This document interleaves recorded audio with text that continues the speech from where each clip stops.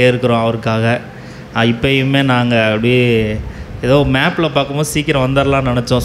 சுற்றி வர்றதுக்குள்ளே ரொம்ப டயர்டாகிடுச்சு. வேறு ஒன்றும் இல்லை. என் சரீரம் பலவீனமாக இருந்தாலும் ஆண்டவர் ஆவியானவர் என்னோடு இருந்து இடைபடுவார் என்று நான் விசுவசிக்கிறேன். ஆமென். ஆமாம் பிரதர், பாஸ்டர் சொன்ன மாதிரி ஒரு 5 வருஷம் இருக்குமா பாஸ்டர், கூடவே இருக்குன்னு நினைக்கிறேன். கொரோனாவுக்கும் முன்னாடியே அதிகாலை ஜெபத்தில் என்னுடைய வாலிப நாட்கள்லேருந்து எனக்கு இந்த காலையில் ப்ரேயர் பண்ணுறதுனா ரொம்ப பிடிக்கும். எனக்குள்ளே எவ்வளோ தவறுகள் இருந்தாலும் ஆனால் அந்த மார்னிங் ப்ரேயர் வந்து நம்மளை ஏதோ ஒரு சேஞ்ச் நம்மள வாழ்க்கையில் கொண்டு வருன்ற நம்பிக்கை இருந்துச்சு. ஸோ முதல்ல நான் என்னையை பற்றி சொல்லிக்கிறேன். நாங்கள் திருச்சிலேருந்து வரோம். என்னோடய ஒய்ஃபு குழந்தை இருக்கிறாங்க. நாங்கள் அறிமுகமாகும்போது எனக்கு திருமணம் கூட ஆகலை. ஆண்டவர் இன்றைக்கி ஆசீர்வதித்து குடும்பமாய் வந்து ஊழியத்தை செய்ய ஆண்டவர் எவ்வளோ மேன்மையானவர் பார்த்திங்களா. அந்த ப்ரேயரில் இருக்கும்போது நான் ஜஸ்ட்டு சின்ன வேலை தான் பார்த்துக்கிட்டு இருந்தேன். ஒன்றும் பெரிய லெவலில் எனக்கு ஒன்றுமே கிடையாது, ஒரு ஆரம்ப நிலை. ஆனால் ஒரு வைராக்கியம் இருந்துச்சு. என்றைக்கு நான் வந்து ஒரு இன்ஜினியர் ஆகி என்ன பண்ணாலும் முதலாவது ஆண்டவருடைய ராஜ்யத்தை இந்த கரத்தால் நான் கட்டணும், வேலை செய்யணும். என்னோடய சிஸ்டமில் வந்து நான் டிராயிங் வந்து ஆண்டவரோட வேலை, இப்போ பாஸ்டர் சொன்ன மாதிரி ஞாயிற்றுக்கிழமை வேறு எந்த வேலை வந்தாலும் அதே மாதிரி என்னோடய வேலையில் இதை விட எனக்கு வருமானம் அதிகம் தரக்கூடிய வேலைகள் வந்தாலும், எனக்கு சர்ச்சு வேலைன்னு வந்தால் அந்த வருமான வேலை எவ்வளோவா இருந்தாலும் அதை தள்ளி வச்சுட்டு இதை முதல்ல ப்ரையாரிட்டி கொடுப்பேன். அந்த எண்ணம் இருந்துச்சு. அப்போ இந்த ப்ரேயர் மீட்டிங்லலாம் இன்னும் நாங்கள் நிறைய இதில் 2-3 அண்ணாலாம் இருக்கிறாங்க. அவங்க எல்லாருமே என்னைய சின்ன வயசுலேருந்தே வழி நடத்தினவங்க. அவங்க வந்து என் மேலே தெரியும் நான் எவ்வளோ ஊழியத்தில் வாஞ்சையாக இருப்பேன்னு அவங்களுக்கு தெரியும். 4 நேரம் கணக்கு இல்லாமல் சர்ச்சிலேயே இருப்பேன். அது எனக்கு ரொம்ப பிடிக்கும். சர்ச்சிலே இருந்துலாம் எக்ஸாம் படிச்சுலாம் எழுதியிருக்கிறேன். அதனால் அவங்க வந்து சபைக்காரியன்னொடனே ஒவ்வொரு பாஸ்டர்கிட்டையும் என்ன பண்ணாங்கன்னா அறிமுகம் கொடுத்தாங்க. தம்பி இப்போ தான் வளர்ந்து வராரு, அந்த வார்த்தையை சொல்லுவாங்க, வளர்ந்து வராரு, அதனால் ஒரு வாய்ப்பு கொடுங்க, நல்லா பண்ணுவார், நான் வந்து நம்பி உங்களுக்கு ஒரு சாட்சியாக சொல்கிறேன். அப்படி தான் பாஸ்டர் பழக்கம். பாஸ்டருடைய எல்லா சூழ்நிலைகளும் என்னோட இடைப்பட்ட நேரத்தில் பேசியிருக்கிறோம். நான் உண்மையிலே சொல்கிறேன், போன வருஷம் ஜூலை மாதம் இதே வெட்டாந்தரையில் நின்று ஒரு ஃபோட்டோ எடுத்து அமுச்சு விட்டார். எந்த இடம் இல்லை, சும்மா அந்த வயல் இருந்துச்சு, அமுச்சு விட்டார். பிரதர், இந்த இடத்த தான் வாங்கியிருக்கிறோம், ரொம்ப கஷ்டமான சூழ்நிலை வாங்கியிருக்கோம், இங்கே வீடு கட்டணும், சபை கட்டணும் அப்படின்றத சொல்லியிருந்தார். எனக்கு சரிங்க பாஸ்டர், அளவு மட்டும் எனக்கு அளந்து அனுப்பி விடுங்க, நான் போட்டு விட்றேன்னு ஒரு 2-3 ஒரு வாரம் குத்துக்குள்ளே நான் பிளான்லாம் போட்டு அனுப்பிச்சிட்டேன். பின்னாடி கூட நீங்கள் வீடை கூட கட்டிடுங்க, ஏன்னா ஊழியன்னு வந்துட்டால் முழுசாக இறங்கிடணும். ஊழியம் பாதி வேறு பாதின்னு இருந்தோன்னா சபை வளர்ச்சி சீக்கிரமாகாது, லேட் ஆகும். நான் அப்படி சொல்லி இந்த பிளான் போட்டு அனுப்பிச்சோம். நான் என்னுடைய வாழ்நாளில் பார்த்த ஒரு சிறந்த மெய்ப்பெண் அது வந்து உங்கள் பாஸ்டர் தான். ஏன்னா எத்தனையோ ஊழியக்காரர்கள் பிறரை நம்பி காணிக்கைகளை நம்பியே இருக்கிறவங்க இருக்காங்க. சிலர் ஜபத்தை மட்டும் நம்பி இருக்கிறாங்க. ஜபமும் உழைப்பும் சேர்ந்த ஒரு மனிதராக நான் பார்க்குறேன். இந்த இடத்துல ஆண்டவருக்காக ஊழியம் செய்கிறவங்கள இங்கே தானே நம்ம கனப்படுத்த முடியும். வெளியில் போய் ஒரு பேனர் அடித்து ஒரு சபையை கட்டினார், நம்ம யார் கூட்டம் நடத்த முடியாது. இந்த இடத்துல தான் நம்ம கனப்படுத்தி உயர்த்த முடியும். அவருக்காக ஒரு கரங்களை உயர்த்தி குடும்பத்திற்காக ஒரு கருத்தை தட்டலாமா? ஆமென்.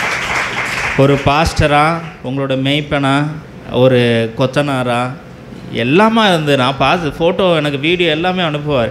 எனக்கே ஆச்சரியம், எப்படி இந்த மனுஷன் இவ்வளோ உழைக்கிறாரு, எப்படி மேனேஜ் பண்ணுறாரு அப்படின்றது ஒரு யோசனை இருந்துச்சு. ஆனாலும் இந்த சபை வார நாட்களில் உள்ள ஃபோட்டோஸை நான் அந்த வாட்ஸ்அப்பில் பார்க்குறது உண்டு. தொடர்ந்து பேச முடியலனாலும் அந்த சில ஸ்டேட்டஸ்கள் நம்ம வைக்கிறது, பேச முடியலனாலும் நம்ம இருக்கிற சூழ்நிலைகளை மற்றவங்கள்ட்ட கடத்தி கொண்டு போவோம். எனக்கு ஒரு ஆசை, எப்படியாவது வரணும். எப்போ பிளான் பண்ணாலும் ஏதாவது ஒரு வேறு ஊழியங்கள் தான் ரொம்ப தவிர்க்க முடியாத சூழ்நிலையாக இருக்கும். இது ரொம்பலாம் நாங்கள் ரொம்ப பிளான் பண்ணும்போதெல்லாம் அது தடைப்பட்டுக்கிட்டே இருந்துச்சு.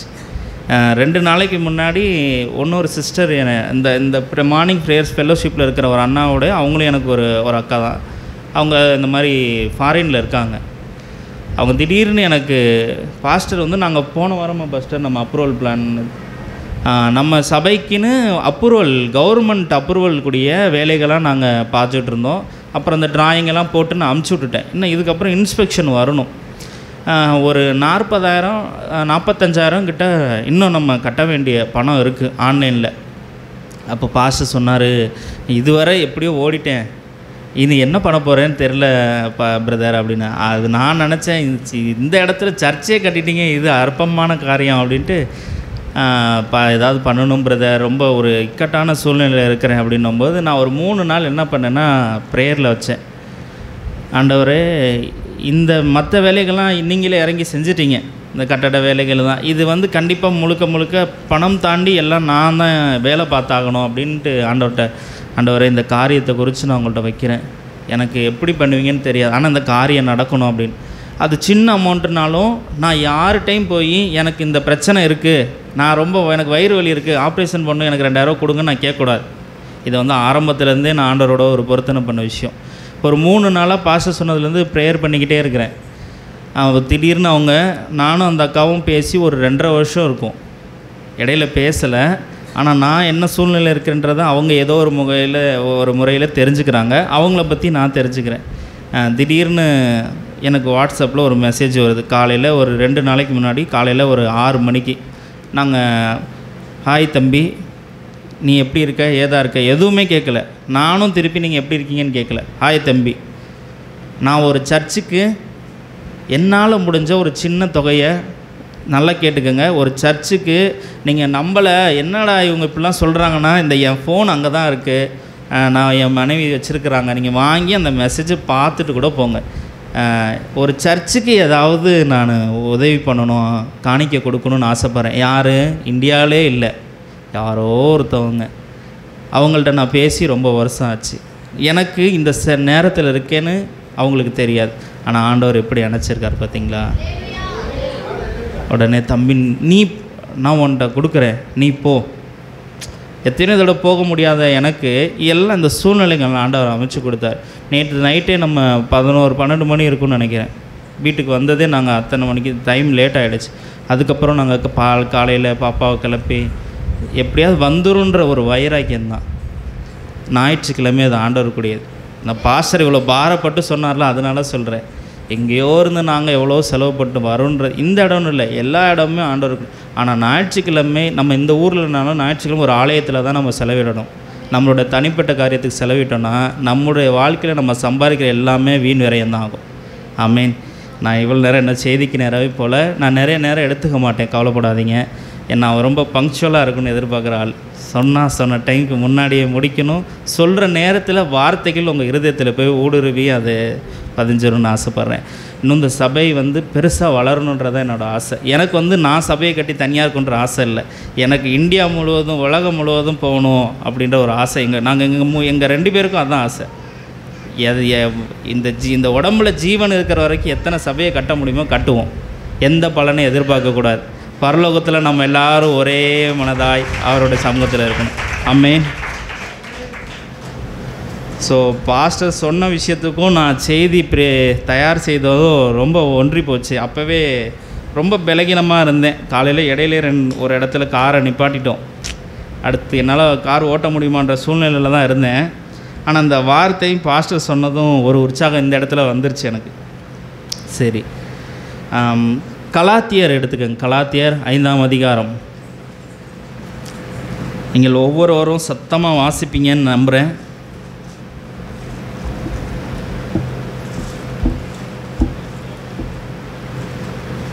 எடுத்தாச்சா?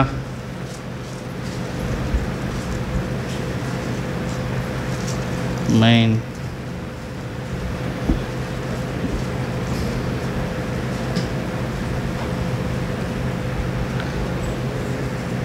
ரெண்டே அதிகாரம்தான். அந்த வேறு எங்கேயும் நீங்கள் திரும்ப வேண்டாம். உங்களோட கண்களும் இப்படி திரும்பவும் வேணாம், இங்கேயும் திரும்ப வேணாம். இந்த ஸ்டேஜை மட்டும் பாருங்கள். கலாத்தியர் 5:22. ம் ம் ம் ம்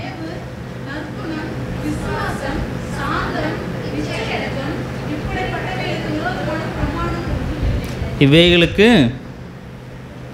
இப்படிப்பட்டவைகளுக்கு ஓகே. இங்கே சண்டே கிளாஸ் பாஸ்டர் நடத்துகிறதெல்லாம் நிறைய பார்த்துருப்பேன். கண்டிப்பாக இதை சொல்லி கொடுத்துருப்பாங்க நான் நம்புகிறேன். நீங்கள் எல்லோரும் இப்போ பைபிளை பார்க்காம சொல்லுங்கள், ஆவின் கனிகளை வரிசையாக சொல்லுங்கள் பார்ப்போம்.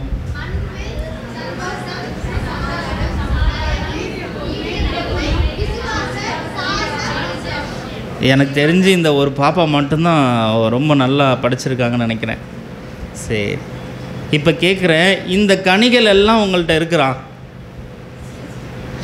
என்னென்ன மாம்பழம் இருக்குது, வாழைப்பழம் இருக்குது, மாதுளப்பழம் இருக்குது, இந்த கனியெல்லாம் நான் என்கிட்ட இல்லையே. அட்லீஸ்ட் இந்த கனிகள் மொத்தம் எத்தனை சொல்லுங்கள் பார்ப்போம். ஒரு கனி என்கிட்ட ஸ்ட்ராங்காக வச்சுருக்கிறேன். இத்தனை இல்லைனாலும் ஒரு கனி, நான் ரொம்ப சாந்தமானவன், நான் ரொம்ப சமாதானமானவன், நான் ரொம்ப அன்பானவன், ஏதாவது ஒரு கனி இருக்கா? யாராலையும் கை தூக்க முடியலையே. உங்கள் மேலே உங்களுக்கு நம்பிக்கை இல்லையா? கண்டிப்பாக ஏதாவது ஒரு கனி இருக்கும். உங்கள்கிட்ட ஒரு கனி இருக்கா? ஐயா உங்கள்கிட்ட ஒரு கனி, ஒரு கனி இருக்கா? அன்பு கனி இருக்கா? ஓகே. அப்போ உங்களுக்கு எவ்வளோ துன்பங்கள் வந்தாலும் எவ்வளோ பிரச்சனைகள் வந்தாலும் அன்பாகவே இருப்பீங்க, கடுகளோடு கோபம் வராது. சரி, வரும். உண்மையை ஒற்றுக்கொண்ட ஒவ்வொருவரும் ஆண்டவருடைய அன்பு பிள்ளைகள் தான். சரி, நல்ல கனி தரக்கூடிய மரம். செய்தியின் தலைப்பு என்னென்னா, நல்ல கனி தரக்கூடிய ஒரு மரம். இது வாலிபர்களுக்கு ரொம்ப ரொம்ப பொருந்தும். ஏன்னா வாலிபத்தில் தான் ஒரு கனி நல்ல கனியாக வர நேரத்தில் என்ன பண்ணிவிடுவோமா, டக்குன்னு வழி விலகி போயிடும். நல்ல கனி தரக்கூடிய மரமாக இருக்க நம்ம என்னென்ன செய்யணும்? 5 5:24 வாசிங்க. கிறிஸ்துவினுடையவர்கள் தங்கள் மாம்சத்தையும் அதன் ஆசை இச்சைகளையும் எதில் அறிந்திருக்கிறார்கள்? சில நேரம் நம்ம சபைக்கு வரும் பொழுது இந்த கிறிஸ்துவ வாழ்க்கைக்கு இடையூறான்னு சொல்லலாம், இல்லை ஆசையான்னு சொல்லலாம். சில கட்டுப்பாடுகள் இருக்குது. இப்படி தான் இருக்கணும், இப்படி தான் பேசணும், ஒரு சண்டை வரும்பொழுது பொறுத்து தான் இருக்கணும். சில கட்டுப்பாடு இருக்குது. ஒரு கன்னத்தில் அரைஞ்சா வேறு எந்த வேதத்துலையாவது இருக்கா? மறுகண்ணத்தை காட்ட சொல்லியிருக்காங்களா? அதுதான் கிறிஸ்தவம். இந்த கட்டுப்பாட்டுக்குள்ளே நம்ம எந்த அளவுக்கு ஸ்ட்ராங்காக இருக்கிறோம்? நம்மளுடைய அதன் ஆசை இச்சைகளையும், தங்கள் மாம்சத்தையும் அதன் ஆசை இச்சைகளையும், இது எல்லாருக்குள்ளே இருக்குது, எனக்குள்ளே இருக்குது, உங்களுக்குள்ளே இருக்குது. இது எல்லாத்தையும் எதில் அறைந்திருக்கிறார்கள்னு போட்டிருக்கு. சிலுவை யார் நமக்காக சுமந்தார்? ஸோ நம்ம என்ன பண்ணோன்னா, நம்மளுடைய வெளி உலக வாழ்க்கைக்கு சில முரணான கருத்துக்கள் வரும்.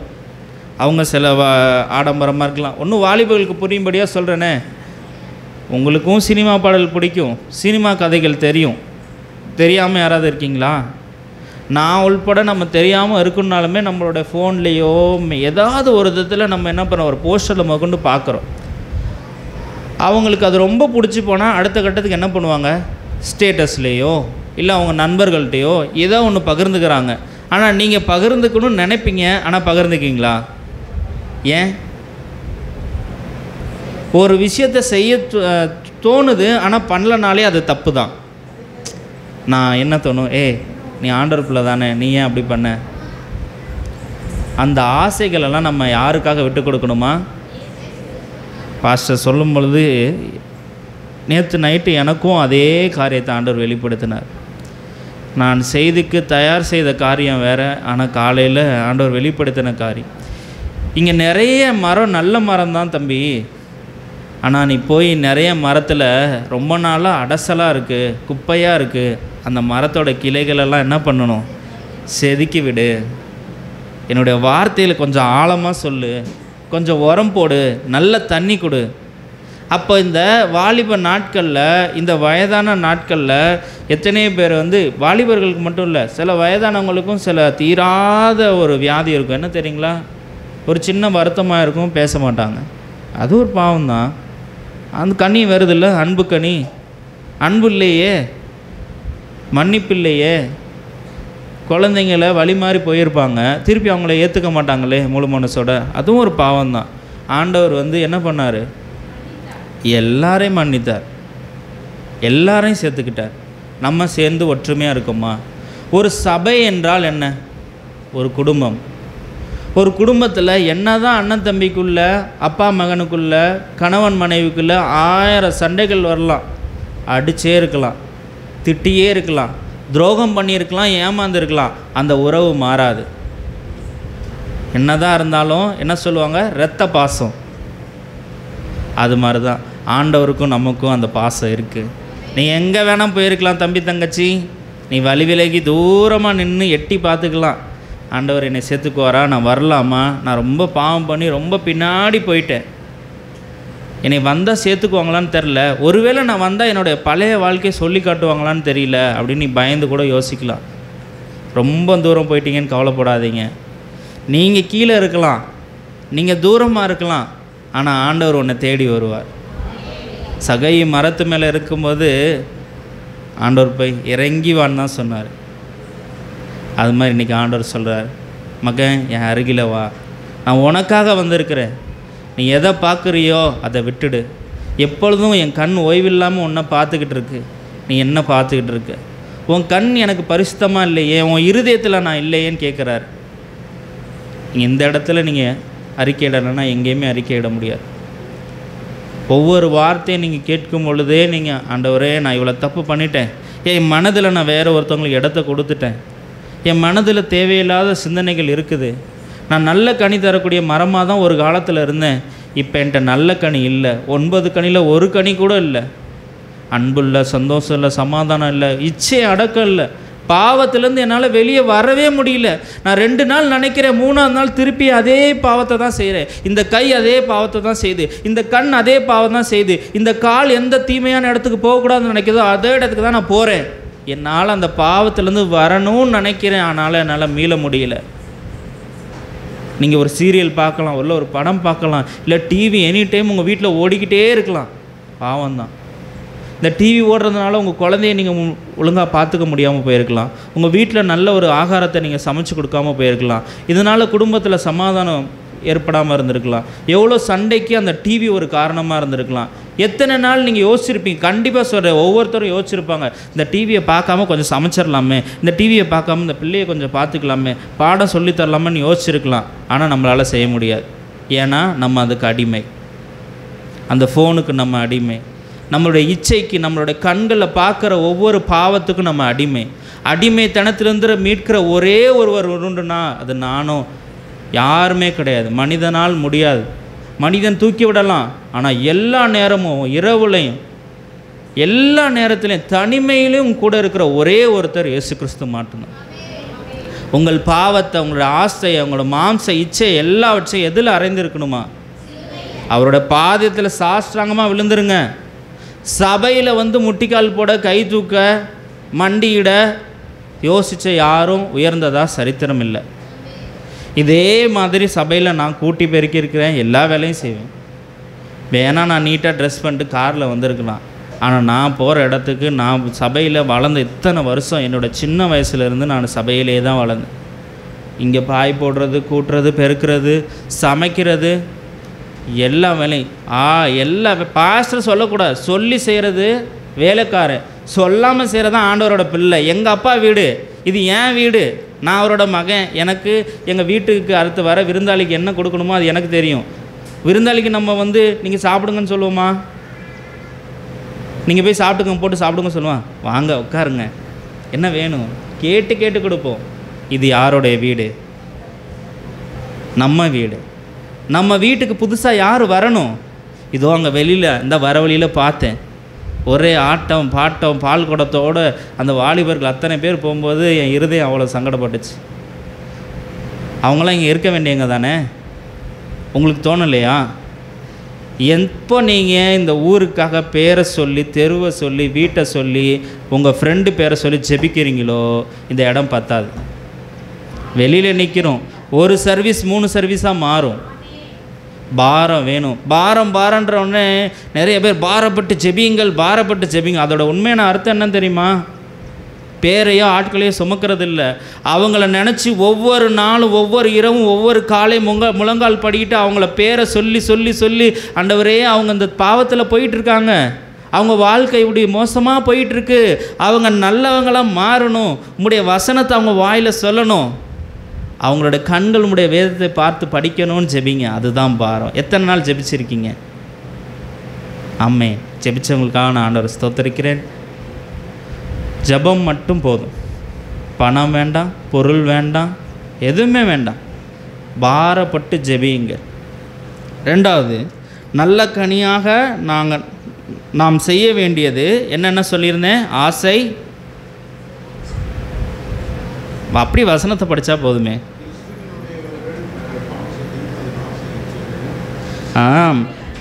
மாம்சத்தையும் அதின் ஆசை இச்சைகளையும். நீங்கள் ஒரு நல்ல கனியை தரக்கூடிய மரமாக இருக்கணும்னா உங்களுடைய ஆசைகளையும் என்ன பண்ணணும்?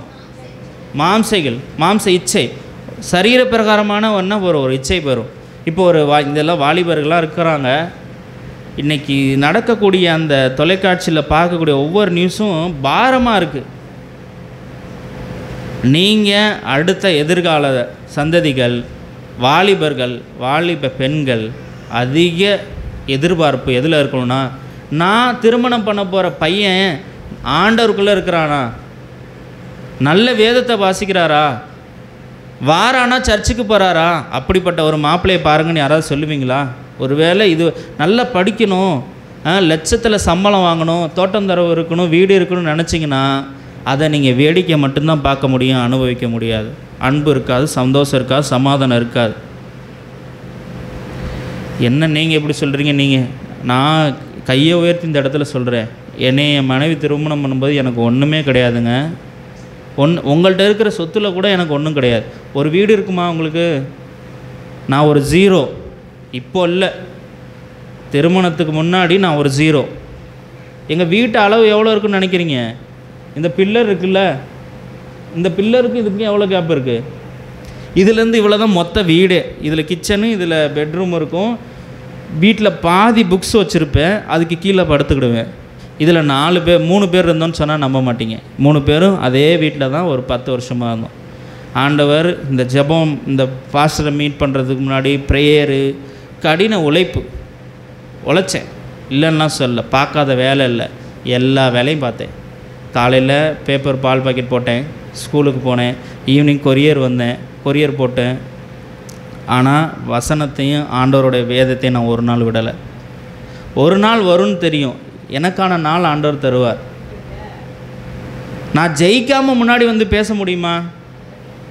நான் முன்னாடி வந்து உங்கள் முன்னாடி பேச முடியுமா? ஒன்றுமே இல்லை, நான் இப்போ தான் பஸ்ஸை பிடிச்சி கஷ்டப்பட்டு வந்தேன், ஏதோ இந்த வார்த்தையை சொல்லிட்டு போனேன்னு சொன்னால் என் வாழ்க்கையில் ஏற்பட்ட மாற்றம் உங்களுக்குள்ளே ஏற்படுமா? படவே படாது. நான் ஜீரோ, ஒன்றுமே கிடையாது. ஒன்றுமே கிடையாது. மேரேஜ் பண்ணி வச்சாங்க, அவ்வளோதான். ஆனால் எனக்குள்ளே அசைக்க முடியாத அன்புள்ள என் ஆண்டவர் என் கூட இருந்தார். ஒரே வருஷம் சின்ன வீட்டிலேருந்து பெரிய வீட்டுக்கு மாறணும், அந்த வீட்டிலேருந்து அதை விட பெரிய வீட்டுக்கு மாறணும். இப்போ எங்கள் வீடு இந்த சர்ச் அளவு இருக்கும், ஹால் இதுக்கு பாதி அளவு இருக்கும். ஒரு 35-40 பேர் உட்காரலாமாப்பா சேர் போட்டு ஹாலில். எங்கள் வீட்டு ஹாலில் இப்போ 40 பேர் ப்ரேயர் நடத்தலாம். எங்கள்கிட்ட இதே கீபோர்டு இருக்குது, ஸ்பீக்கரு, மைக், வீட்டிலே ப்ரேயர் மீட்டிங் நடத்தலாம். மாற்றம் ஒரு நாள் வரும், ஆண்டவர் பிள்ளைகள் வரும். ஆனால் என்ன பண்ணணுன்னா, இந்த நல்ல கனி தரக்கூடிய மரத்தெல்லாம் பார்த்துருக்கீங்களா? தென்னை மரம் எவ்வளோ நாள் ஆகும்?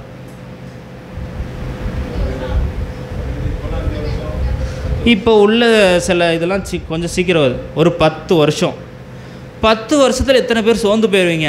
என்னடா இந்த மரத்தை வச்சு இது என்னைக்கு எப்போ காய் காய்க்கிறது வேண்டான்னு எத்தனையோ பேர் தென்னை மரத்தை விட்டுருக்காங்களா இல்லையா? சரி, பலா மரம் யாருக்காவது தெரியுமா? எத்தனை வருஷம் தெரியுமா? நீங்கள் நாகர்கோயில் மார்த்தாண்டெல்லாம் போனீங்கன்னா பலா மரம் நிறையா இருக்கும். ஓகே, தேக்கு மரம் இன்றைக்கி வச்சா நாளைக்கு வந்துடுமா? எல்லாமே மினிமம் 10 வருஷம். பனை மரம் நீங்கள் எல்லாம் நல்லா சுற்றி பார்த்தா கண்ணு தூரம் வர வழியில் காடாக தான் பார்த்தோம். எங்களுக்கு ரொம்ப சந்தோஷமாக இருந்துச்சு. சரீரமாக பலகீனமாக இருந்தாலும் அந்த பச்சை பசேல்னு பார்த்துட்டு ரொம்ப என்ஜாய் பண்ணிவிட்டு ரசிச்சுக்கிட்டே ஸ்பீடே ஓட்டலை, 40லேயே அப்படியே ஒவ்வொருத்தையும் நிப்பாட்டி என்ஜாய் பண்ணிவிட்டு வந்தோம் உங்கள் ஊருக்கு வர வரைக்கும். நீங்கள் ஆனால் பதில் சொல்ல மாட்டேங்கிறீங்க. தேக்கு மரம், பனை மரம், ஆலமரம்,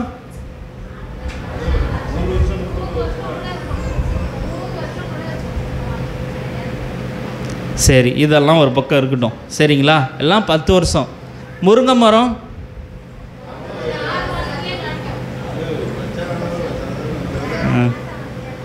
முருங்கை மரம் வந்துடுதா?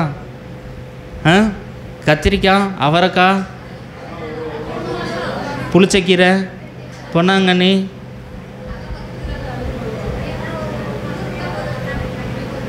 என்ன சொன்னீங்கன்னா ஒரு 100 பேர் சொல்லுவேன். ஏன்னா நானும் என்னுடைய வாலிப நாட்களில் நல்ல விவசாயம் இறங்கி வேலை பார்த்துருக்கேன். அதனால் என்ன சொல்லணுன்னாலும் சொல்லு. இப்போ 2ஐயும் பிரிச்சுருங்க. நான் முதல்ல சொன்னதையும் வச்சுருக்கேன், இப்போ நம்ம பேசின 2வது சொன்னதையும் வச்சுருக்கேன். முருங்கை மரம் இன்னும் அது சீக்கிரமாக கனி தரக்கூடியதெல்லாம் இதை விட இதோட எண்ணிக்கை அதிகம், புரியுதுங்களா?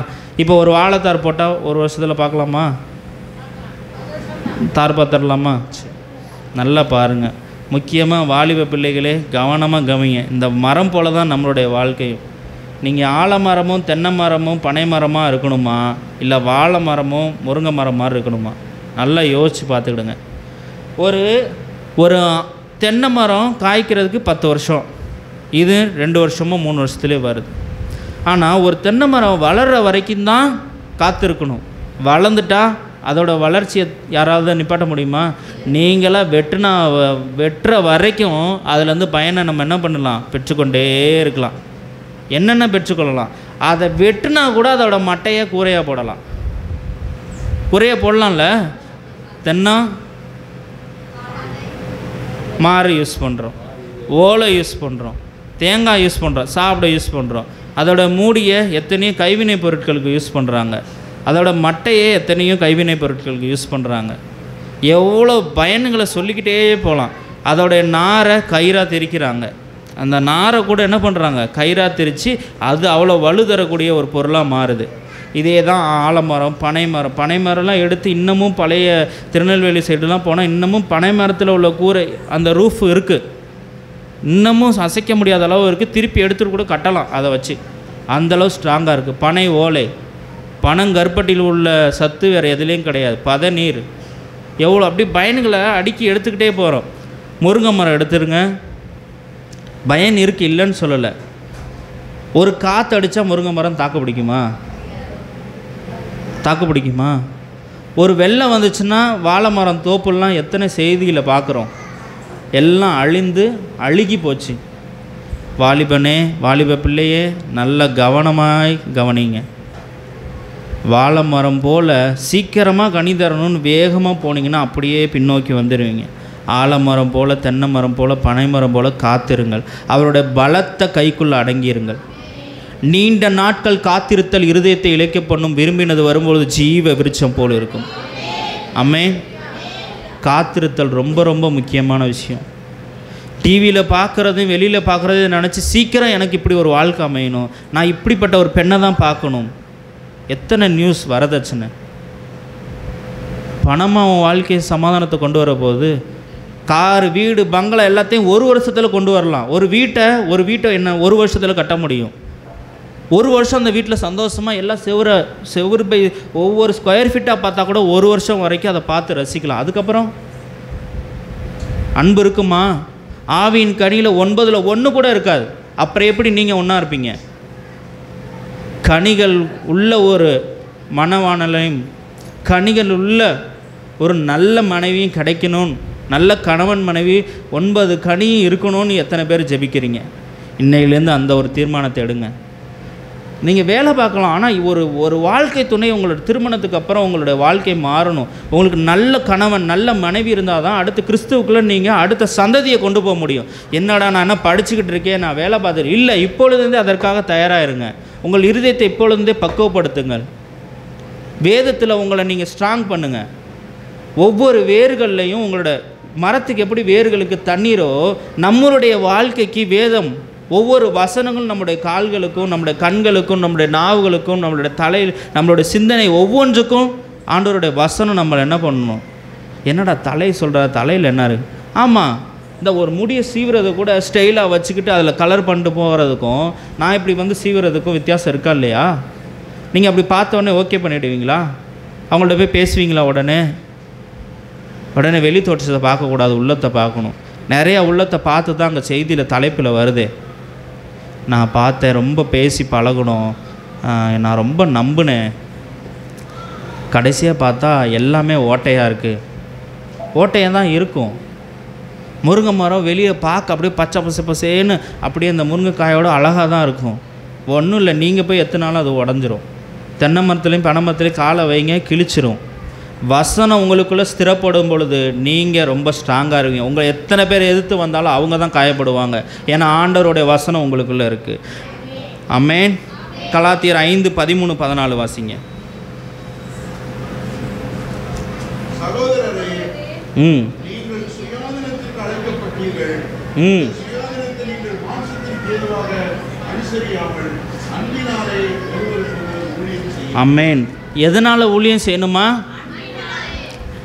இப்போ சொல்லுங்கள். முதலாவது அன்புன்ற ஒரு கனி மட்டும் உங்களுக்குள்ளே வந்துருச்சுன்னு வைங்களேன், மீதி எல்லாம் தானாக பின்னாடி நான் வரேன்னு என்ன பண்ணுவோம்? இப்போ நீங்களே சின்ன பிள்ளைங்களே, எப்பா அப்பா வந்து ஒரு கடைக்கு போயிட்டு வரேன் அப்படின்னு வீட்டில் சொன்னால் என்ன சொல்லுவாங்க? என்ன ஒன்றும் இல்லை, இந்த என் பாப்பா சொல்ல வேண்டாம், வண்டி சாவி எடுத்தால் போதும், அப்படியே அமைதியாக அப்படியே வந்து கேட்டுக்கிட்டே நிற்பாங்க. வரேன்னு சொல்ல மாட்டான், வரலன்னு சொல்ல மாட்டான். ஏன்னா தெரியும் அப்பா எங்கே போகிறாங்க, கடைக்கு போகிறாங்கன்னு தெரியும். அது மாதிரி தான் முதலாவது அன்பு உங்களுக்குள்ளே வரணும். அன்பினால் எல்லாரும் நம்மெல்லாம் சேர்ந்து சொல்லாமல், அன்பினாலே ஒருவருக்கொருவர் பக்கத்தில் பார்த்து சொல்லுங்கள். இது வரைக்கும் நான் அப்படி இல்லை சிஸ்டர், பிரதர், நான் இனிமேல் அன்போடு இருக்கிறேன் உங்களோட சொல்லுங்கள். இந்த நேரம் உங்கள் பக்கத்தில் ரொம்ப நாள் பேசாதவங்க இருந்திருக்கக்கூடாது நான் வேண்டிக்கிறேன். ஆமென். நான் அன்பினால் உங்களுக்கு ஊழியம் செய்யணும்னு நினைக்கிறேன்னு சொல்லுங்கள். ஆமென். 14வது வசனம் வாசிங்க. உன்னிடத்தில் நீ அன்பு கூறுவது போல என்கிற இந்த ஒரே வார்த்தையாலே. ஆமென், ஆமென். ஓகே, எத்தனை பேர் இன்றைக்கி அன்பு லைட்டாக இப்போ கொஞ்சம் வந்துருச்சு, ஒரு 10% என் இருதயத்தில் வந்துருச்சுன்னு சொல்கிறவங்களாம் கையை தூக்குங்க. சோத்திரம் வந்த வேலை முடிஞ்சிருச்சு. அன்பு ஒன்று வந்தால் போதும், எல்லாம் மாறும். அன்பு சகலத்தையும் தாங்கும். அந்த வசனம் எங்கே இருக்குன்னு சொல்லுங்கப்பா, அப்போ சொல்கிறவங்களுக்கு ஒரு பரிசு கொடுத்துருவோம். ஆமாம், உண்மைதான். 1 கொரிந்தியர் வந்துட்டீங்க, அடுத்து 13 வந்துட்டீங்க. 1 கொரிந்தியர் 13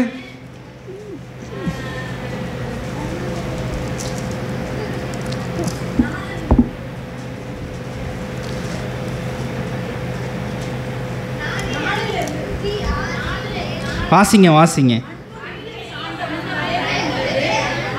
பொறாமை இல்லை, அன்பு தன்னை புகழாது, இருமாப்பா இராது, ஐயோக்கியமானதை செய்யாது, தற்பொழிவை நாடாது, சினமடையாது, தீங்கு நினையாது, அநியாயத்தில் சந்தோஷப்படாமல் சத்தியத்தில் சந்தோஷப்படும், சகலத்தையும் தாங்கும், சகலத்தையும் விசுவாசிக்கும், சகலத்தையும் நம்பும், சகலத்தையும் சகிக்கும். ஆமென். சிஸ்டர் வந்து ஒளியாதுன்னு சொல்லும்போது நிறைய பாடுபட்டிருக்காங்க அன்புக்காக. என்ன சிஸ்டர்? ஆமென். கஷ்டப்படுத்தின பாடுபடுத்தின எல்லா அன்பு இன்றைக்கி உங்களை தேடி வரும். கவலைப்படாதீங்க. நீங்கள் ஒளியாமல் பத்திரமாக காத்திருந்து வச்சுருக்கிற அன்பு இன்றைக்கி உங்களை தேடி வரும். கவலைப்படாதீங்க. அதே இதில் கடைசி வசனம் வாசிங்களேன், 13. இப்பொழுது விசுவாசம், நம்பிக்கை, அன்பு இம்மூன்றும் நிலைத்திருக்கிறது. இவைகளில் எனக்கு குட்டீஸ்க்கெல்லாம் அந்த பாட்டு தெரியுமா? இங்கே பாருங்கள், 3 பேர் விளாண்டுட்டு இருக்கீங்க. நான் வந்து குட்டீஸ்லேருந்து பெரிய தாத்தா வரைக்கும் கவர் பண்ணிவிடுவேன். அதனால் கவலை. அன்பே பெரியது தம்பி, அன்பே. இந்த பாட்டு தெரியுமா தெரியாதா? ஓகே, அடுத்த வாரம் பாஸ்டர் நல்லா கவனிச்சுடுங்க. 1 கொரிந்தியர் 13:1-13 வசனம். இந்த ஸ்டேஜில் தங்கு தடையின்றி நீங்கள் தான் இதுக்கெல்லாம் சாட்சி. யார் சொல்கிறாங்களோ அவங்களுக்கு நான் வந்து ஒரு 500 ரூபாய் பயிற்சி தரேன். நிஜமா. அதாவது 500 ரூபானா நான் அதுக்கேற்ற மாதிரி, ஏன்னா நான் இதை வந்து திருநெல்வேலியில் படிக்கும்போது சொல்லியிருக்கிறேன். அப்படி ஜூட்டுன்னு சொன்ன உடனே அடித்து பிடிச்சிட்டு, அதாவது நீங்கள் நினைக்கிற மாதிரி நீங்கள் வசனம் சொன்னோன்னே 2 பேர் அரை கை தூக்குறீங்க, அப்படி கிடையாது. அங்கே எப்படின்னா ஒரு 20 பேர் அடிச்சுக்கிட்டு வருவாங்க. அந்த 20 பேருக்கு முன்னாடி வந்து சொன்னால் தான் எனக்கு வந்து கிஃப்ட்டு கிடைக்குங்க. பனங்கற்கண்டு, பனங்கிழங்கு எல்லாம் இங்கே தொங்க வச்சுருப்பாங்க. சொன்னால் அதை எடுத்துகிட்டு போய்க்கலாம். அதனால் அந்த காலம். அதனால் இந்த காலத்துக்கு ஏற்ற மாதிரி எப்படி சொல்லணுன்னா, ஆரம்பித்தா ஒரு இடத்துல ஒரு புள்ளிக்கம்மா கூட மிஸ் ஆகாமல் கரெக்டாக சொன்னால் நான் கொடுக்குறேன். சின்ன பிள்ளைங்க அப்படிலாம் கிடையாது. வசனன்னு வந்தால் சின்ன பிள்ளைங்க தான் இருக்கிறதுலே டேஞ்சர். இந்த உங்களை விட சிறப்பாக சொல்லுவாங்க. அதனால் காம்படிஷன் எல்லாருக்கும் ஒரே மாதிரியான காம்படிஷன். ஓகேவாப்பா? இந்த வசனம் சொல்லுங்கள். வசனம் தான் உங்கள் வாழ்க்கையை மாற்றும். யார் யார் ரெடியாக இருக்கீங்க அந்த காம்படிஷனில் கலந்துக்கிறேன் அப்படின்னு? பாஸ்டர் அடுத்த வாரம் பார்த்து சர்ச்சு முடித்து நீங்கள் சாப்பிடும் பொழுது யார் ஒரே பரிசு தான், ஆறுதல் பரிசுக்கே வேலை இல்லை. போட்டி போட்டு வாங்க. வெளியிலலாம் பாருங்கள், ஒரு காம்படிஷனு ஒரு 12,000 பேர் எழுதுகிற எக்ஸாமுக்கு லட்சக்கணக்கான பேர் வராங்க. எத்தனை அட்டம்ப்ட் போட்டாலும் ஜெயிக்கணும்னு வராங்க. அந்த இது நம்ம வேதத்துலேயும் வரணும்னு எனக்கு ஒரு ஆசை. வாங்க, நீங்கள் அடுத்த வாரம் சொல்லுங்கள். சாப்பிடும் பொழுது அக்கௌண்ட்டுக்கு கிரெடிட்டட் செய்யப்படும். நீங்கள் லைவ் போடுவீங்களே, நான் எதுலையாவது வந்துடுறேன். நீங்கள் வசனம் சொல்லும்போது நான் வீடியோ காலில் வந்துடுறேன். இதுக்கு மேலே என்ன எனக்கு? இதை விட வேறு வேலை என்ன? 12 தானே, நான் கரெக்டாக 12:20 டான் வந்துடுறேன். பாஸ்டர் முடித்தோடனே வரிசையில் நிற்க வைக்கிட்டும் சொல்லுறேன். ஆன் ஸ்பாட்டே பார்த்துட்டு டக்குன்னு இமீடியட்டாக அனுப்பிச்சி விட்ருவோம். வார வசன போட்டி நடத்துங்க பாஸ்டர், என்னால் முடிஞ்சதை நான் பண்ணுறேன். சோத்திரம். அல்லேலூயா. இப்போ நல்ல கனியாக நாம் இருக்க என்ன செய்ய வேண்டும்? ஆசை மாம்சத்தை நம்ம என்ன பண்ணணும்? விட்டு விலக வேண்டும். நாம் சபையாக எப்படி இருக்க வேண்டும்? ஒரு மனதாய் ஒருவருக்கு ஒரு அன்பினால் ஊழியம் செய்ய வேண்டும். நாம் எதை விட்டு வெளியே வர வேண்டும்? கலாத்தியர் 5:19.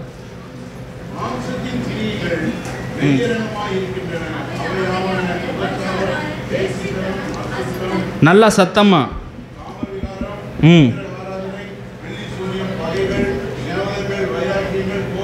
சண்டைகள், பிரிவினைகள், மார்க்க பேதங்கள், கொலைகள்,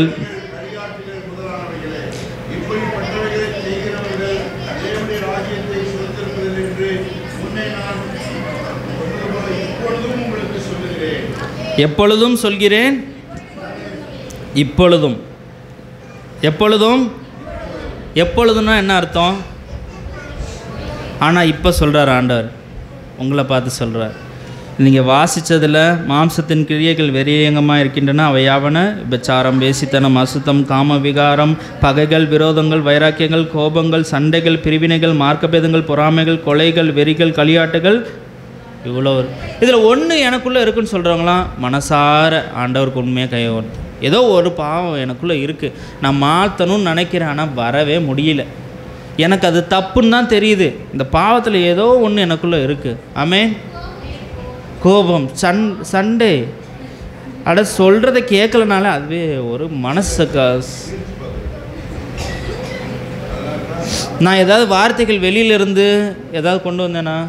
இல்லை, வசனத்தில் இருக்குது. இன்றைக்கி இல்லை, அன்னைக்கு இருந்திருக்கு. அந்த வார்த்தை ஆண்டவர் இப்பொழுது உங்களுக்கு சொல்கிறார். இதை விட்டு வெளியில் வரணுன்னா அப்படியே அடுத்த வசனம் என்ன வருது? ஆவின் கனியும் இப்பொழுது உங்களுக்கு சொல்லுகிறேன், ஆவின் கனி அன்பு, சந்தோஷம், சமாதானம், நீடிய பொறுமை, தயவு, நற்குணம், விசுவாசம், சாந்தம், மிச்சடக்கம், இப்படிப்பட்டவர்கள் ஏதோ வெறும்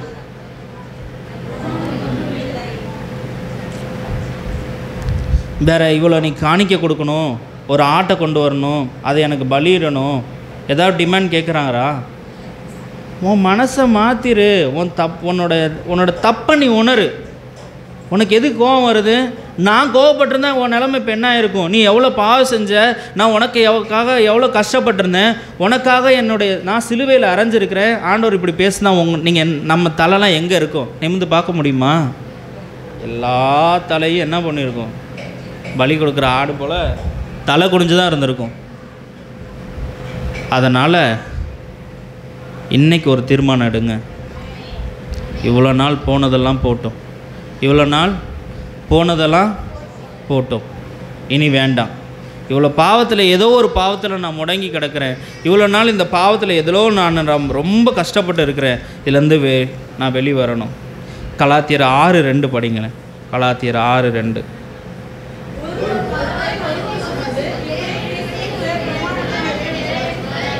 இந்த கிறிஸ்துவின் பிரமாணம்னு என்ன படித்தோம்? உன்னிடத்தில் நீ அன்பு கூறுவது போல ஒருவர் பாரத்தை ஒருவர் சுமந்து இப்படியே கிறிஸ்துவின் பிரமாணத்தை நிறைவேற்றுங்க. பாரம்னா என்ன சொன்னேன்? ஒரு கடன் சுமை இருக்கலாம், கடன் கேட்டு கொடுக்காம வேணா இருப்பாங்க, ஆனால் கேட்கும்போது என்ன சொல்லுவாங்க?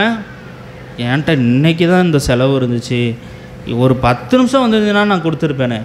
எப்படி? அவங்க வீட்டில் குழந்தைய பார்த்துக்க முடியாத சூழ்நிலையாக இருக்கலாம், ஒரு 10 நிமிஷம் குழந்தைய மட்டும் பார்த்து அந்த கடைக்கு போயிட்டு வந்தார். நம்முடைய ஒவ்வொரு வேலைகள்லையும் நம்மளால் சில நேரத்தில் பார்க்க முடியாத சூழ்நிலையில் ஒன்றொருத்தவங்கள்ட்ட நம்ம போய் ஒரு சின்ன உதவி கேட்ட உடனே நம்ம செய்கிறோமா?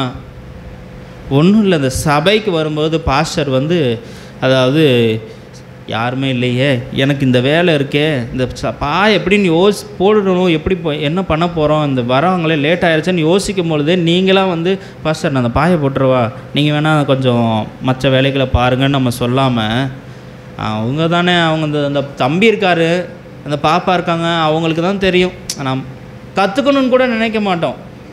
இதே இது ஒரு மண்டபத்துக்கு போயிருந்தா, அத்தை கொடுங்க, நான் சாப்பாடு போடுறேன், நான் குழம்பு ஊற்றுறேன், செய்வீங்களா? ஏன் சர்ச்சுனா முடியல? அவங்க பார்த்துக்குவாங்க, இப்படி அவங்க பார்த்துக்குவாங்கன்னு ஒருத்தவங்க கஷ்டப்படும் பொழுதோ, சபைன்னு மட்டும் இல்லை, எல்லா காரியத்திலையும் உங்கள் கண்ணு முன்னாடி ஒருத்தவங்க ரோட்டில் கஷ்டப்பட்டால் கூட நீங்கள் ஒரு கிறிஸ்துவை ஏற்றுக்கொண்டவங்களா உங்கள் வாழ்க்கையில் கிறிஸ்து இருந்தால் முதல் முறை வண்டியை இறங்கி போய், இல்லை நீங்கள் நடந்து போகிறீங்களா, பஸ்ஸில் போகிறீங்களா, ஒரு பஸ்ஸில் போகிறீங்களா, பெரியவங்க நிற்கிறாங்களா, யோசிக்காமல் எந்திரிச்சு இடம் கொடுங்க. அந்த வயசில் அவங்களால நிற்க முடியாது, ஆனால் உங்களால் ஓடக்கூட முடியும். அப்போ நம்ம உட்கார்றவங்களுக்கு இடம் கொடுக்கலாம். ஒருத்தவங்க ரோட்டு ஓரமாக போகிறாங்க, ரொம்ப கஷ்டப்படுறாங்க, ஒரு வெயிட்டை தூங்கலை, ஒரு விறகு தூக்க முடியலன்னா பாரம்னா அதுதாங்க. இது சரீர பிரகாரமான பாரம். இதை முதல்ல சுமக்க வாலிப பிள்ளைகள், வாலிப ஆண்கள் ஒவ்வொருவரும் நம்ம என்ன பண்ணணும்? ஆயத்தமாக இருக்கும். நீங்கள் இன்ஜினியர் ஆகிட்டீங்க அப்படின்னா, நான் அப்படிலாம் இன்னமும் நினைக்க மாட்டேன். இப்போயும் மார்க்கெட் போனேன்னா எங்கள் அப்பா நான் அந்த கதைக்குள்ளே வரலை, ஆனால் அப்பாவோட ஒரு நேரங்கள்லாம் நான் செலவிடலை. ஆனால் எங்கள் அப்பா மாதிரி யாரெல்லாம் பார்க்குறனோ, கையில் என்ன காசு எடுக்கிறோனோ அதை யோசிக்காமல் கொடுத்துருவேன். ஒருவேளை எங்கள் அப்பா இருந்தால் நான் செஞ்சுருப்பேன்ல, இருந்திருந்தால் அந்த ஒரு அப்பாவுக்கு தான் நான் செஞ்சுருப்பேன். ஆனால் எனக்கு அப்பா இல்லாத ஒரு கவலைப்பட்டாலும் பார்க்கும் போதெல்லாம் என்னால் முடிஞ்ச அளவுக்கு செஞ்சுருவேன். எத்தனை பேர் அப்படி செய்ய போகிறீங்க? செய்வீங்களான்னு கேட்கல, இனிமேல் நான் செய்வேன்னு எத்தனை பேர் தீர்மானம் எடுக்கிறீங்க? நான் யாரையும் குற்றப்படுத்துறதுக்கோ, நீங்கள் இப்படி இருக்கீங்க தம்பி நீ எழுந்து வா, ஆவியான நோக்கில் வருவார் நான் சொல்ல வரல. நமக்குள்ள பாவம் இருக்குது, ஆண்டவர் எனக்கு வெளிப்படுத்துகிறார். அவருடைய அன்பின் வார்த்தைகள் என்ன தெரியுமா? மகனே, உனக்காக நான் காத்திருக்கிறேன், நீ அருகில் வரமாட்டேங்கிற, நீ மட்டும் பாரு, உன்னை ராஜாவா உன்னை ராணியாக நான் தூக்கி வைக்கிறேன். ஹல்லேலூயா. இப்படி நம்ம செய்கிறதுனால என்ன பலன்? 7வது வசனம் வாசிங்க. கலாத்தியர் 6:7. மோசம் போகாதிருங்கள்,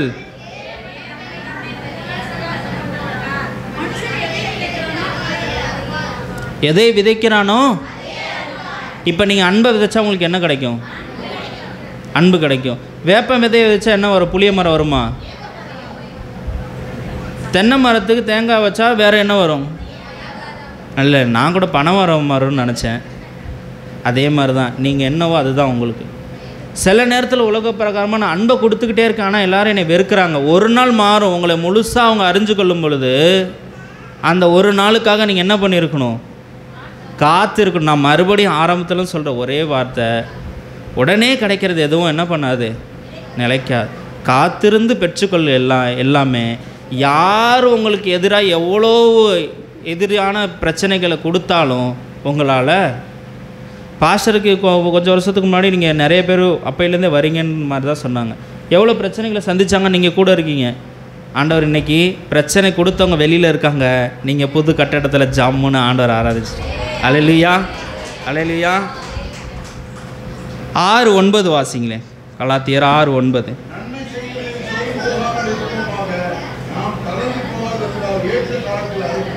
நன்மை செய்கிறதில் ஒரு கட்டத்தில் நன்மை செஞ்சு செஞ்சு செஞ்சு என்ன ஆகும்னா டயர்ட் ஆகுமா? எத்தனை பேர்லாம் நீங்கள் நல்லா செஞ்சுருக்கேன், ஆனால் கொஞ்சம் என்ன பிரதர் செஞ்சு செஞ்சு ரொம்ப கஷ்டமாக போயிட்டுருக்கு, ஒன்று என் வாழ்க்கையில் நான் முழுசாக சந்தோஷம் அடையலை நீங்கள் யோசிச்சிருக்கலாம். வாசிங்க, அதே கடைசி மறுபடியுமே வாசிங்க. நாம் தளர்ந்து போகாதிருந்தால்,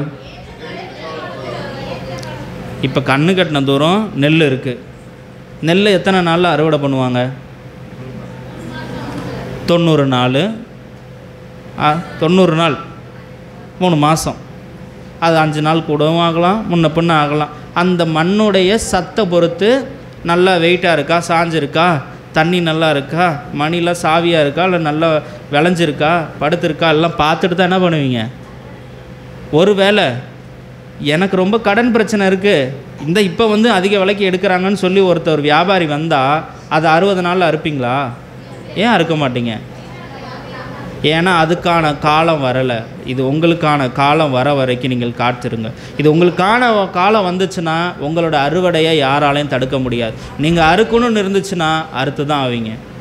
நீங்கள் நன்மையும் அன்பையும் உங்களோட உழைப்பையும் விதைச்சி ஒரு நாள் எத்தனையோ கால சிற்றங்கள் வேணால் உங்களுக்கு தடையாகி நிற்கலாம். ஆனால் உங்களுக்கான காலம், நீங்கள் இழந்த எல்லா கடன்கள், வட்டி, எல்லா இதுலேயும் நீங்கள் மாட்டி எத்தனையோ லோனில் கூட நீங்கள் அடைஞ்சு போய், நான் லோன் கட்டியே என் நாட்கள் போயிடுச்சு, இந்த லோனுக்கு அடுத்த லோன் வருது, இந்த விதை நெல்லை வாங்குறது கூட எனக்கு காசு இல்லை, இதை அறுவடை பண்ணுறதுக்கு அடுத்து எனக்கு காசு இல்லை, ஆனாலும் நான் சர்ச்சு நின்று ப்ரேயர் பண்ணிக்கிட்டே இருக்கேன். என்னை என் வீட்டு பக்கத்தில் உள்ளவங்களாம் சொல்கிறாங்க, நீ சர்ச்சுக்கு பெரிய உன் ஆண்டவர் உனக்கு பணம் தராரா, உன் ஆண்டவர் உன் வயலில் நெல்லை கொடுத்துட்டாரா, நீ அறுவடை பண்ணிட்டியா, உன் வாழ்க்கையில் கடன் இல்லாமல் இருக்கா, உன் குடும்பத்தில் சந்தோஷம் இல்லாமல்னு கேட்கலாம். நீங்கள் சொல்லுங்கள், முதலாவது அமைதியாக இருங்க. ஏற்ற காலம் வரும். நிறைய நேரம் நம்ம வார்த்தையை விட்டுடுவோம். நீங்கள் பாருங்கள், பார்க்காதீங்க. உங்கள் வாழ்க்கையில் ஒரு சாட்சி இல்லைன்னா நீங்கள் எவ்வளோ தான் வாயை கூவி கூவி கூவி ஒரு பொருளை விற்றாலும் அது நிலையாக அவங்க திருப்பி வாங்க மாட்டாங்க. நீங்கள் உங்களுக்குள்ளே ஒரு மாற்றம் வரணும், உங்கள் வாழ்க்கையில் ஒரு செழிப்பு வரணும், உங்கள் வயலில் நல்லா நீங்கள் அறுவடை பண்ணி உங்கள் வாழ்க்கையில் கடன் இல்லாமல் நீங்கள் வாழ்ந்தீங்கன்னா, என்னது இது, இவ்வளோ கஷ்டப்பட்டுட்டு இருந்தால் இப்போ இப்படி மாறிட்டா அப்படின்னு ஒரு நாள் எக்கா அப்படின்னு அப்படியே பொறுமையாக வருவாங்க. என்னக்கா எப்படிக்கா கடன்லாம் அடைச்சிங்க? அப்போ சொல்லுங்கள், வாயை திறந்து காத்திருந்து, என் ஆண்டவர் இருக்கிறாரு, நான் ஒவ்வொரு நாளும் கஷ்டப்பட்டுட்டு இருந்தேன், ஆண்டவர்கிட்ட நான் கேட்டேன், அவர் எனக்கு அந்த ஞானத்தை, விவேகத்தையும், பொறுமையும் கொடுத்தாரு, நீ இப்படி விதை, இந்த நேரத்தில் விதை, இப்போ வேண்டாம், இந்த ஆள்கிட்ட வீ அப்படின்ற ஞானத்தை எனக்கு கொடுத்தாரு, இந்த ரேட்டுக்கு வீன்ற அந்த தொழில் ஞானத்தை எனக்கு கொடுத்தாரு, நான் விற்றேன், என் கடனெல்லாம் அடைச்சேன், எனக்கு எந்த லோனும் இல்லைன்னு சொல்ல முடியும். அதுக்காக காத்துருங்க. இன்றைக்கே போய் பைபிளை தூக்கிட்டு நின்று நீங்கள் எங்கள் சர்ச்சுக்கு வாங்கன்னு கூப்பிட்றத விட நீங்கள் வாழ்ந்து காட்டுங்க. உங்கள் வாழ்க்கையை பார்த்து வரவங்க தான் காலங்காலமும் சபையில் நிற்பாங்க. நீங்கள் போய் ட்ராக்ஸ் கொடுத்துட்டு கூட வரலாம், ஆனால் அவங்க தொடர்ந்து வருவாங்களா? ஒவ்வொரு வாரமும் நீங்கள் போய் அவங்கள கூப்பிட முடியுமா? அது நிலைக்காது. நிலையான அன்பு வேணும்னா உங்களுக்குள்ள அன்பு நல்ல ஊடுருவி ஒரு ஆலமரம் போல் வளர்ந்து நிற்கணும். ஒரு ஆலமரமும் பனைமரமும் தென்னை மரமும் எப்படி காலங்காலமாக அது பயன் தருதோ அந்த பயனை நீங்கள் தரணும்னா முதல்ல நீங்கள் அந்த பயனை பெற்றுக்கொள்ளணும். ஆமென். 6:14 வாசிங்களேன்.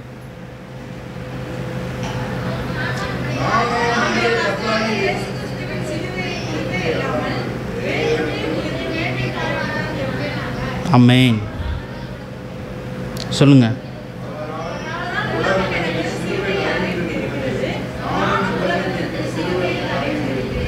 எதில் அறையுண்டு இருக்கிறேன்? இப்போ எனக்கு பணம் பொருள் எல்லாம் பெருகலாம், ஆனாலும் நான் எதற்கு அடங்கி இருக்க வேண்டும்? அவருடைய அன்பிற்கு. அவருடைய அன்பின் அடையாளமாய் இந்த சிலுவையில் ஆண்டவர் அறையுண்டு இருக்கிறார். அந்த அன்பு மாத்திரம் போதும். பணம் பொருள் எனக்கு தேவை இருந்து எனக்கு மிகுதியாக இருக்கா, என்னோட குடும்பத்தில் கஷ்டப்படுறாங்களா, இந்தாங்க இந்த கடன் அடைங்கன்னு என்றைக்கு நீங்கள் தாராளமாக கைவிரித்து கொடுக்குறீங்களோ உங்கள் கை நிரம்ப ஆண்டவர் ஆசீர்வதிப்பார். உங்கள் குடும்பத்தை நான் வெளியில் ரோட்டில் உள்ளவங்களுக்கு கொடுங்கலாம் சொல்லலை. முதல்ல உங்கள் அண்ணன் தம்பி தங்கச்சி, உங்கள் மருமக மாமியார், அவங்கள நீங்கள் முதல்ல பார்த்துக்கலன்னா வெளியில் நீங்கள் எப்படி பார்த்துக்குவீங்க? அன்பு சகலத்தையும் தாங்கும், சகலத்தையும் சகிக்கும், நம்பும். சகித்து எல்லாத்தையும் விட்டும்போது அது எல்லாத்தையும் விட்டுட்டு சரி பரவாயில்ல நீ எனக்கு துரோகம் தான் பண்ணுற, ஆனாலும் இப்போயும் உன்னை நான் நம்புகிறேன். ஏன் உங்களை ஆண்டவர் நம்பலையா? என்னையே நம்பலையா? நான் எத்தனையோ முறை பாவம் செஞ்சேன், எத்தனையோ முறை தப்பான வழியில் ஆண்டவர்கிட்ட ப்ரேயர் பண்ணிட்டு மறுபடியும் அந்த பார்த்து செய்யும்போது அடுத்த முறை நான் போய் முட்டி போட்டு நிற்க உடனே மகனே மகளே வாணி என் கையை பிடிச்சி ஆண்டவர் தூக்கும்போது ஆண்டவர் என்னை நம்பலையா? அந்த ஆண்டவர் ஏன் உங்களை நம்ப மாட்டார் நான் நினைக்கிறீங்க? ஆமென். எல்லாம் மாறும். நம்ம வாழ்க்கையில் ஒரு புது மாற்றம் வேணும். ஒரு நல்ல கனி தரக்கூடிய மரமாய் நம்ம மாற வேண்டும்னா நம்ம என்ன பண்ணணும்? முதல்ல ஒருவருக்கொருவர் அன்பு சகலத்தையும் மாற்றி எல்லா நேரத்திலும் சொல்லாமல் நினைக்கும். இப்போ என் மனைவியையும் குழந்தைய நான் நேசிக்கிறேன்னா எனக்கு மதியானம் 12 மணி 1 மணி ஆனால் அவங்களுக்கு என்ன பசிக்குன்னு தெரியும்ல. நம்ம எப்பா பசிக்குதா, பாப்பா பசிக்குதா, அப்பா சாப்பாடு வாங்கி தரவான்னு 10 தடவை கேட்க மாட்டேன். ஏன்னா எனக்கு என்ன பண்ண தெரியும்? சாப்பாடு வாங்கி கொடுத்து சாப்பிடுங்கன்னு சொல்லுவேன். அதே தானே அன்பு முதல்ல வந்துருச்சுன்னா உங்களுக்கு மற்ற எல்லா இருக்கிற எல்லா விசாரங்கள், களியாட்டுகள், பொறாமை, கோபம், எல்லா பாவம் ஆட்டோமேட்டிக்காக நான் எப்படி நீங்கள் ஒரு பாவம் செய்யும்போது இன்னொரு பாவம் சேர்ந்து நானும் வரேன்னு உள்ளே வருதோ அதே போல் அன்புன்ற ஒரு கனி உள்ளே வரும்பொழுது அடுத்து சமாதானம் உள்ளே வந்துடும், அடுத்து சந்தோஷம் வரும், நீடிய பொறுமை, தயவு, எல்லாம் விசுவாசம் எல்லாம் பின்னாடி வந்துடும். நீங்கள் எதை முன்னாடி கூட்டிகிட்டு வரீங்களோ அது பின்னாடி சேர்ந்து வரும். அது நல்ல கனியா கெட்ட கனியா? நீங்கள் நல்ல மரமாக இருக்க போகிறீங்களா? ஒரு நல்ல மரத்தில் தான் நல்ல கனி வரும். கெட்ட மரத்தில் நீங்கள் விஷ மரத்தில் போய் நீங்கள் ஏதாவது கனி நல்ல ஆப்பிள் வரும்னு எதிர்பார்ப்பீங்களா? ஒருவேளை பார்க்க வேணால் ஆப்பிளாக இருக்கலாம், ஆனால் சாப்பிட்டா அன்னைக்கு அடுத்த நாள் நமக்கு அடக்க ஆராதனை தான். அதை யாராலையும் தடுக்க முடியாது. கலாத்தியர் 6:17.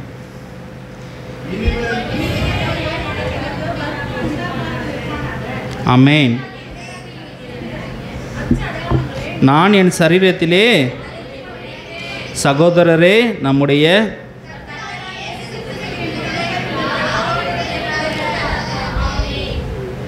ஆமென் எதனோடு கூட இருப்பதாக?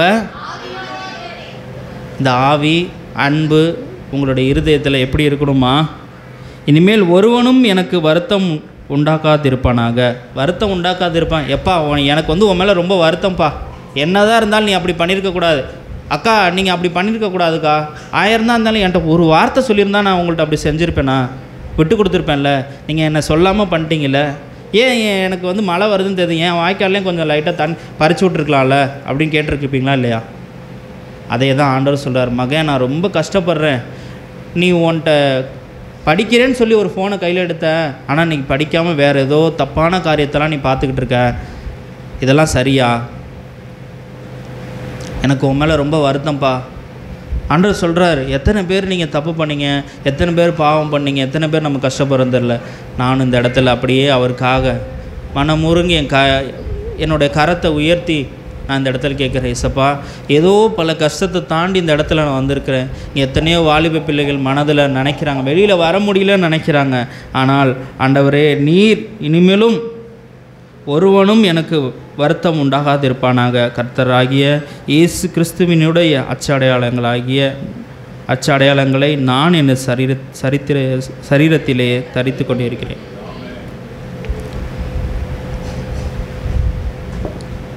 இந்த சரீரம் யாருடையது? நல்லா யோசிங்க. நம் சபையில் உள்ள ஒவ்வொரு வாலிபர்களும் அப்படியே கொஞ்சம் எந்திரிங்க. நல்ல மரமாய்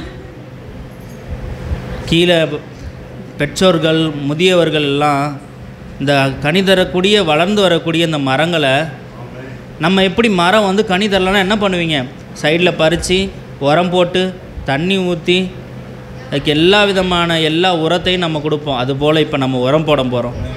இந்த நல்ல கனி தரக்கூடிய மரங்களாய் மாற்ற நம்ம வசனம் என்னும் உரத்தையும் ஜெபம் என்னும் உரத்தையும் நம்ம போட போகிறோம். நல்ல ஜீவ ஊற்று தரக்கூடிய, வற்றாத நீரை தரக்கூடிய, நல்ல கனி தரக்கூடிய, பல வருடங்கள் இடைவிடாமல் பலருக்கும் ஆசீர்வாதமான மரங்களாக இருக்க நாம் அனைவரும் ஜெபிப்போம். கரத்தை நீட்டுங்க. நல்ல கனியை தரக்கூடிய மரமாக இருக்க வேண்டும். ஆண்டவருக்காய் என்னுடைய ஆசைகள் இச்சைகள் அனைத்தையும் நான் துறக்க வேண்டும். அவருக்காய் நான் உண்மையாய் வாழ வேண்டும் என்று ஜெபிங்க. அமேன் அமேன் அமேன் அமேன். ஹல்லேலூயா. உமக்கு ஸ்தோத்திரம். நீங்கள் அறிக்கையிடுங்க, உங்களோட பாவத்தை அறிக்கையிடுங்க. இனி என் கண், இனி என் நாவு, என் கண், என் கால்கள் எதுவும் உமக்கு பிரியமில்லாத காரியத்தை செய்யணும் என்று பிரியமில்லாத காரியத்தை நான் எப்பொழுதும் செய்யக்கூடாதுன்னு ஜெபிங்க. ஹல்லேலூயா. முழங்கால் படியிடலாமா?